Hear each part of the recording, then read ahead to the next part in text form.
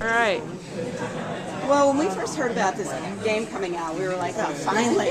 I know, right? Yeah. I agree. We felt the same way.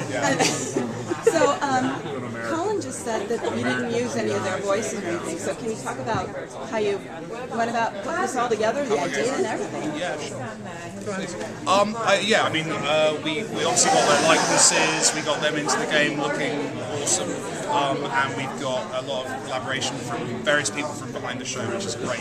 We get that authentic vibe, and then just kind of working out how do you make that into a game? What do you do with a game that kind of allows players to explore the Merlin universe, to kind of role play in that space? Okay, so there's going to be multiple levels that they can... Totally. You basically you go into the game, you create a cool character, you explore a ton of different environments from the show.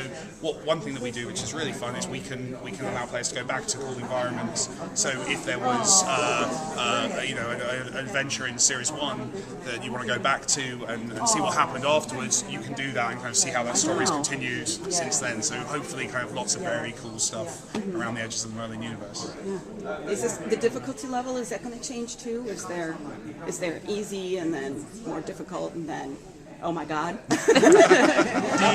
Morgana's after me. There is with games. There's always a trick because games is a medium where you don't just consume content.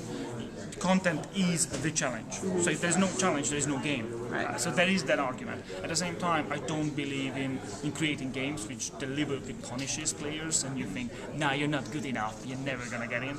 So we wanted to make a game where it's very easy to pick up. So at the early stages, anyone can finish all of them. And as the game over time, it's gonna get a little bit more challenging. But ultimately, because you play the game, you yourself will get better. So we would like to tell a story. We would like to give this opportunity to visit Camelot, and that is my objective. My objective is not to make people suffer, and so finding the right balance is the aim. And it's a tricky job, but I think we're getting there.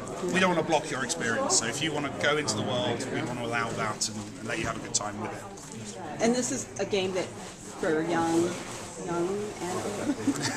It's for everyone. Okay. Absolutely. Yeah. Absolutely. Yes. Okay. Very much like the show. I mean, that's the great thing about the show, right?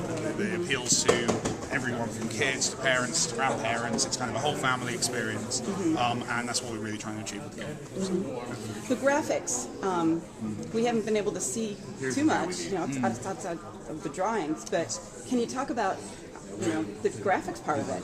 Absolutely. Yes, it was a very cool thing to do actually, because very early on the agreement and discussion we had with the creators of the show is that the game should look how an animated version of the show would look like, and that means that we didn't try to look realistic. The problem with realistic is that it's always a bit cheap because it's never quite realistic. And this way, I think we could capture the real essence of those characters. Katie's evil smile, and Angel's lovely smile, and there's all of those little things which, when you look at someone's face, you can tell the personality from it, and that's what we try to capture with an artwork. As a game, it's a very cool challenge because on this platform, most games are using a 2D flat artwork, and we are creating something which exists in a 3D space. So it's a more immersive. You feel like you're in there, in that space, and I think it's quite awesome that you can walk around with your humble character in the beginning of the game, and you meet Merlin and Arthur, and they can help you, and you can help them. I think that's pretty cool. The whole challenge here again is capturing the characters and capturing the essence of the show whilst creating a whole new art style, and I think we're getting there again. It's very promising, and later today we're gonna show the first time in the panel a small teaser trailer of the game where you're gonna see for the first time how the game is gonna look like. Really excited to see what people think of it. That's going to be very cool. It's always a very scary, exciting game. Are you going to offer at any time as a promo a way to play a part of the game up to a certain point? This is what's great about being a Facebook game, is the entire game's free. So you can get on there, you can play it.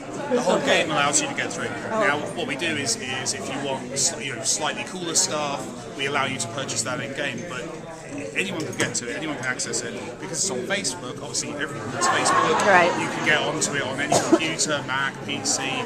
and just start playing straight away. So we don't need to do a demo because you can have that experience. You can play our game and get on it straight away, which is very good. Why did you choose to go that way instead of going the way of like traditional physical? Yes. Yeah. The traditional consoles have the advantage that you can create a game which looks amazing. You know, those machines are very powerful computers, and that's very tempting. But at the same time, what being on a web browser-based game, Facebook or other gaming networks give is twofold. First of all, these technologies are good enough now, so you can create a pretty damn good-looking game. But more importantly, it's an easy access, so people can get in the game immediately and they can play immediately. There is no entry criteria, right? And secondly, this is a game about cooperation, as the show is. It's about the relationship between people. So we need to go where people are with their friends, and Facebook give us that, because when you log in, you can immediately have your friends joining in, and you can fight together. Oh, so there is a social aspect, like you can team up. And it's real time as well, so when you get to Camelot, if your friend's playing at the same time, you can see them running around doing Oh, their that's thing. so cool. You can go off on missions together and fight monsters. You can hang out in the world. It's all about that kind of real time interaction, which a lot of Facebook games don't do. A lot of Facebook games kind of you do something and then your friend sees that 2 hours later. But in our game, if you're both there, you can see each other, you can interact. It's really That's cool. cool. That is one of the most important things about the game, and it represents the show, and that was ultimately the game, because we respect these guys, the creators of the show. They created something amazing. But more importantly, we have a responsibility to the fans, and to do that, we have to capture what's the essence of the show, and one of them was that cooperation between the characters and how they relate to each other, and we hope to capture that in our game. That's going to be fun. That's going to be awesome. That's going to be Thank fun. you. Like when the All show right. starts, okay, I'm going to challenge you. Yeah. Thank you.